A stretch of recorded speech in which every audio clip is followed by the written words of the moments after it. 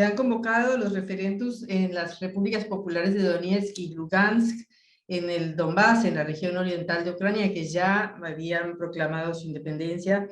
y ahora piden unirse a Rusia. Ese es el contenido de los referendos, y también de las regiones de las provincias ucranianas de Zaporilla y de Gerson, que están también en el occidente o sur, en el suroriente del país. Bueno, ya van desde el 24 de febrero 6 o 7 meses de conflicto y de la operación especial de Rusia en Ucrania, que se debió y obedeció a la necesidad de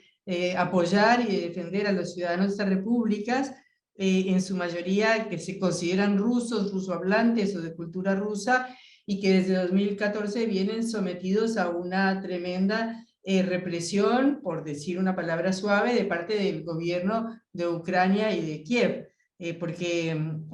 desde que fue la llamada revolución de la Plaza Maidán, que terminó con un nuevo gobierno, echando al gobierno que había sido elegido anteriormente, se produce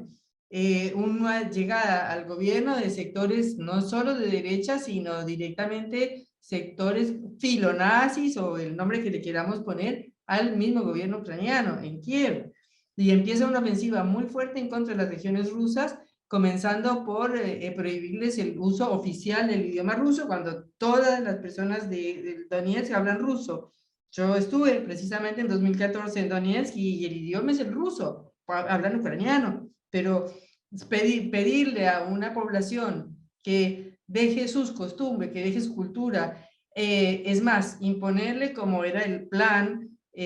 cambiar completamente su economía, que es una economía que está muy vinculada a la economía rusa por la historia soviética y por todo lo demás. Es un brutal atentado que siguió después con los ataques militares del ejército ruso y de los batallones y formaciones como el batallón Azov y todos este tipo de batallones directamente de símbolos nazis, de esvásticas, de todo de toda esta parafernalia, que tuvo un crecimiento enorme en los últimos 7, 8 años, y que Europa nunca miró, siempre miró para el costado como diciendo: eso a nosotros no nos compete. Y ahora resulta que después de 7, 8 años en que nunca se arregló el conflicto, porque los acuerdos de Minsk, a los cuales se llegó en 2014 para permitir la autonomía dentro de Ucrania, de las repúblicas de Donetsk y de Lugansk, nunca se cumplieron.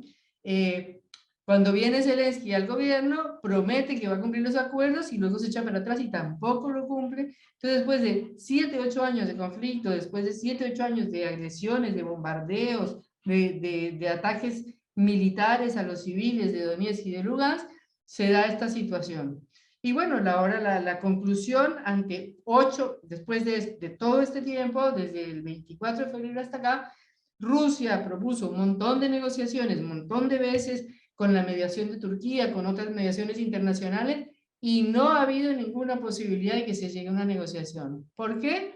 Porque Occidente considera que Ucrania es su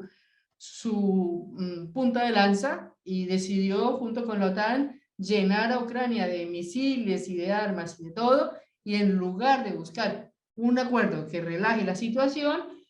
confrontar con Rusia y ver cómo refuerza a Ucrania y a su ejército y todo eso para que continúe la guerra y debilitar a Rusia. Ese es el objetivo de Estados Unidos y de la OTAN.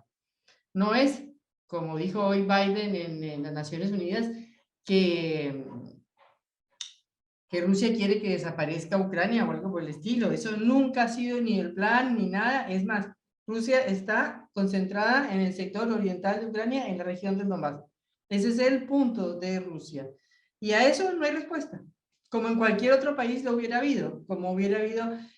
una respuesta a las demandas de los catalanes, o a las demandas de los escoceses, o a las demandas de todos los países en el mundo que están conformados por distintas nacionalidades, y piden mayores derechos o mayor autodeterminación o mayor autonomía dentro del esquema de sus países. Y eso no se logró nunca.